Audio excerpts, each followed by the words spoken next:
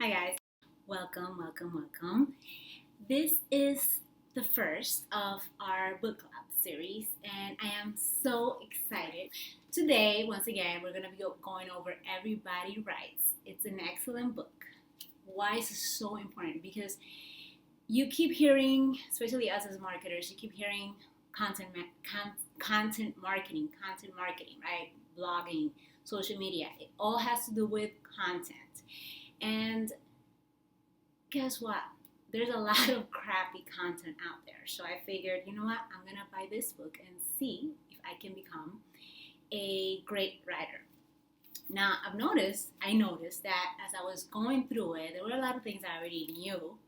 Okay, I'm not trying to be like, to make believe that I am the smartest, but these are things that I've noticed. And as I'm reading some of the people that I've hired, that I've outsourced for writing, I'm like, oh my God, that's what I should have told them. So anyways, let's get to it. Sorry for this very long intro, which is like 1:45 minutes.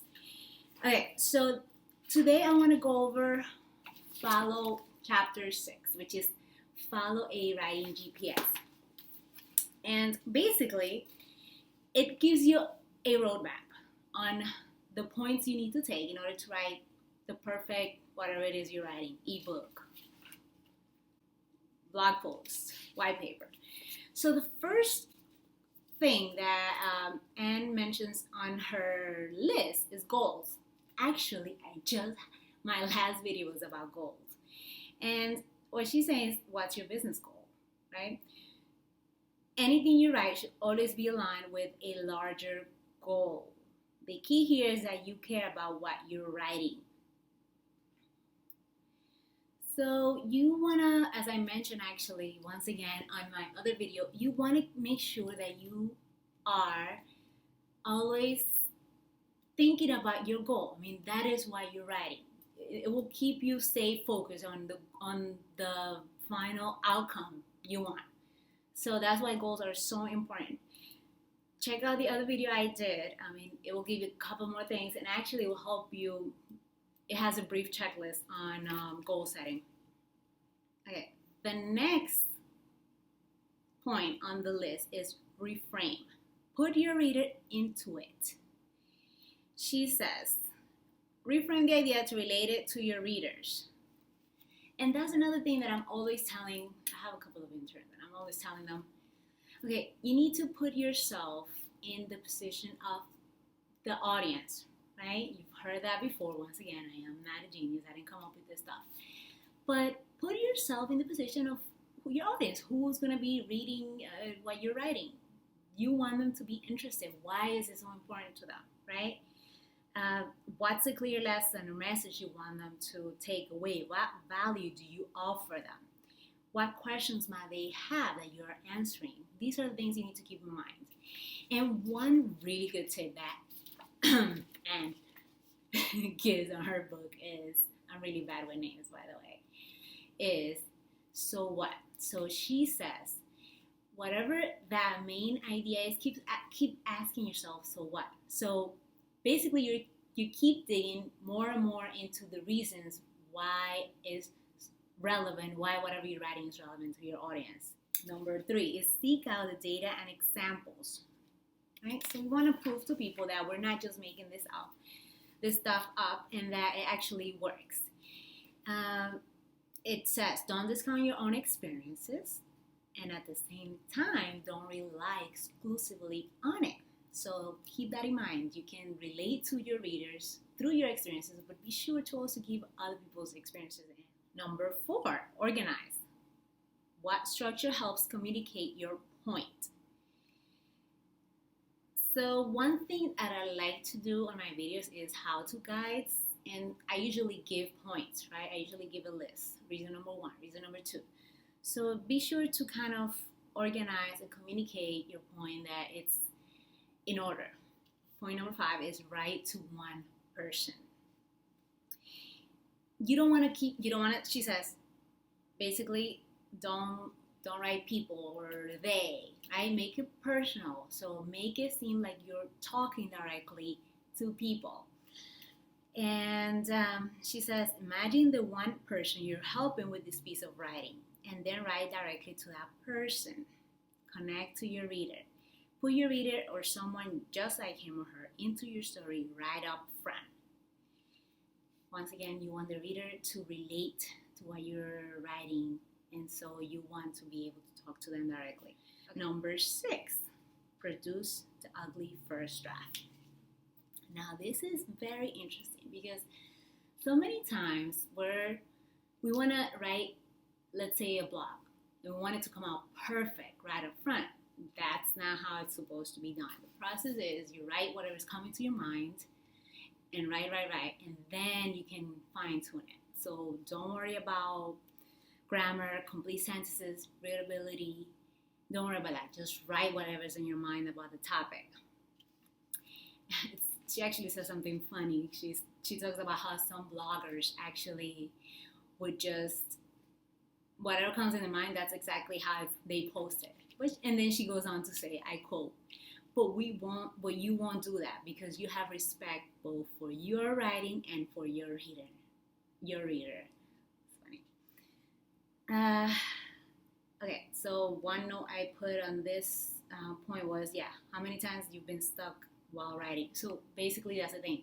We get stuck on one point because we want it to be perfect, and then sometimes we even miss out on other points because we forget about them because we were so focused on the one point. So just once again, produce the ugly first draft, as mentioned.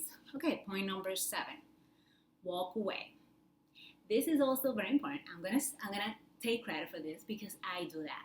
I not sure if it's because of my ADD of writing. I am not an ADD. I don't have ADD or haven't been diagnosed, but I like to walk away. I don't like to sit down for hours and hours and write one thing. I just like to, so I have an idea, kind of write down, just write whatever ideas come to mind, and then come back to it. Anne mentions that sometimes she likes to put a day in between, but sometimes we don't have the luxury of a day. So what she is recommending is just put a little bit of time. And one thing I find when I do that is that I come up with better ways to phrase whatever the idea is that I'm writing, and it just sounds better. Because when you're kind of stuck and it's like, no, I need to finish it today, I need to come up with it, I need to finish it. Sometimes we just need that break. Just walking away, once again, it brings you back with a new and fresh perspective. Okay, number 8, rewrite. Shape that mess into something that a reader wants to read. And she says, swap places with your readers as you do so. Kind of touched on this, so I'm not gonna go over it in much detail, but pretty much rewrite what you already wrote and just be sure to relate to the reader when you're rewriting. And number 9, give it a great headline or title. And this is so important because if you don't attract people, then they are not going to, they're not going to read the content you just wrote and you just took your time and the amazing ideas you wanted to share, right? So it all starts with a great headline. Number 10, have someone edit. I remember when I was in college, I used to have my best friend edit. Then a few years after that, I used to have my best friend edit or just go over my whatever I was writing. But one thing I found was that she just totally had a different writing style. She works for the UN. And I am a more conversational person. So that wasn't working out. But if you have somebody that will take the time to edit your documents, whatever it is that you're writing, that's great. It says, the person who edits your piece will have a tight grip on grammar, usage, style, and punctuation. Let's go on to number 11. One final look for readability. Does your piece look inviting, alluring, easy to scan? Does it have short paragraphs? And let's go over this in more detail.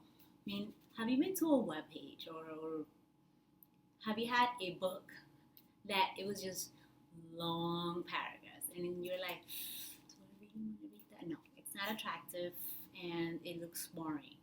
So if you have short paragraphs, you have inviting format, bullet points, lists, that it's usually helpful. The last tip of your writing, following a writing GPS, is publish but not without answering one more question. And this is so important because you don't want to leave your readers just standing like, okay, well, what do I do next, right? You want to give them a next step. Some of the steps that she says is, and these are basically a call to action in the marketing world. Check out other resources. Sign up to hear more. Register for an event or free trial. Buy something. Okay, so this is how I'm going to do this. After we're done with this video, I'm going to say, download whatever it is I'm going to offer. Basically, there will be a call to action at the end of this video. And I will have you, if you're interested in hearing more, learn more or sign up to my newsletter. Okay, so this is it for today. Once again, we just went over Everybody Writes by Ann Handley. This has been a great book. I'm only up to chapter 6, and there's a bunch of rules, but I am definitely looking forward to finishing this book. Thank you, and see you next time.